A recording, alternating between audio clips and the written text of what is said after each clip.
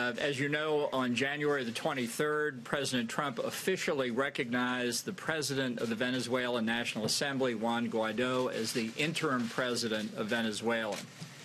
Venezuela's National Assembly invoked Article 233 of the country's constitution to declare Nicolas Maduro illegitimate. This action was a statement that the people of Venezuela have had enough of oppression, corruption, and economic hardship. Since then, 21 other governments in the region and across the world had joined the United States in recognizing Guaido as Venezuela's interim president. Today, and I'll turn the podium over to Stephen Mnuchin for this purpose, we're going to announce sanctions against Petroleos de Venezuela, Sociedad Anima, or PDVSA, as it's known by its Spanish acronym, the state-owned oil monopoly. We have continued to expose the corruption of Maduro and his cronies, and today's action ensures they can no longer loot the assets of the Venezuelan people. We expect, and Secretary Mnuchin will go into this in more detail, that today's measure totals $7 billion in assets blocked today, plus over $11 billion in lost export proceeds over the next year. We also today call on the Venezuelan military and security forces to accept the peaceful, democratic, and constitutional transfer of power. And to a certain extent, this has already begun. We have seen Venezuelan official and military personnel heeding this call. The Venezuelan defense attaché here in Washington recognized President Guaido a few days ago, and just within the past hours, the first consul of Venezuela's consulate in Miami, Scarlett Salazar, has also declared for interim President Guaido. I call on all responsible nations to recognize interim President Guaido immediately. Maduro has made clear he will not recognize Guaido or call for new elections. Now is the time to stand for democracy and prosperity in Venezuela.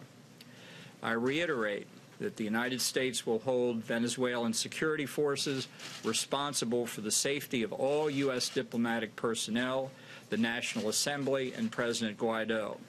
Any violence against these groups would signify a grave assault on the rule of law and will be met with a significant response. Now let me give the floor to Stephen Mnuchin, who will describe the sanctions that we're imposing. Thank you. Today, Treasury took action against Venezuela's state-owned oil company, PDVSA, to help prevent the further diversion of Venezuela's assets by former President Maduro. The United States is holding accountable those responsible for Venezuela's tragic decline. We will continue to use all of our diplomatic and economic tools to support interim President Guaido, the National Assembly, and the Venezuelan people's efforts to restore their democracy. PDVSA has long been a vehicle for embezzlement, for corruption, for Venezuelan officials and businessmen. Today's designation of PDVSA will help prevent further diversion of Venezuela's assets by Maduro and will preserve these assets for the people of Venezuela where they belong.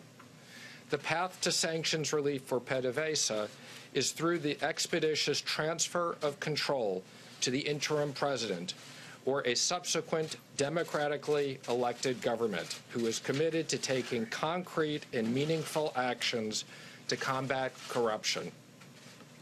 Today's actions against PDVSA follows my determination that persons operating in the Venezuelan oil sector may now be subject to sanctions. Today, OFAC also issued a number of general licenses that authorize certain transactions and activities with PDVSA for limited periods of time to minimize any immediate disruptions and support of ongoing humanitarian efforts. Citgo assets in the United States will be able to continue to operate, provided that any funds that would otherwise go to PDVSA instead will go into a blocked account in the United States. Refineries in the United States have already been taking steps to reduce their reliance on imports from Venezuela. Those imports have fallen substantially in recent months. We have also issued general licenses to ensure that certain European and Caribbean countries can make an orderly transition. We continue to call on all of our allies and partners to join the United States in recognizing Interim President Guaido and blocking Maduro from being able to access PDVSA funds. Thank you with that, and I'd be happy to answer some questions. Ambassador Bolton, if I could, you mentioned the word significant response. How do you define significant response? Well, we're not going to define it because we want the Venezuelan security forces to know how strongly we think that President Guaido, the National Assembly, the opposition, and most importantly, American personnel are not harmed. This is an unequivocal statement on our part. Is there any circumstance under which American forces would get involved? Look, the President has made it very clear on this matter that all options are on the table.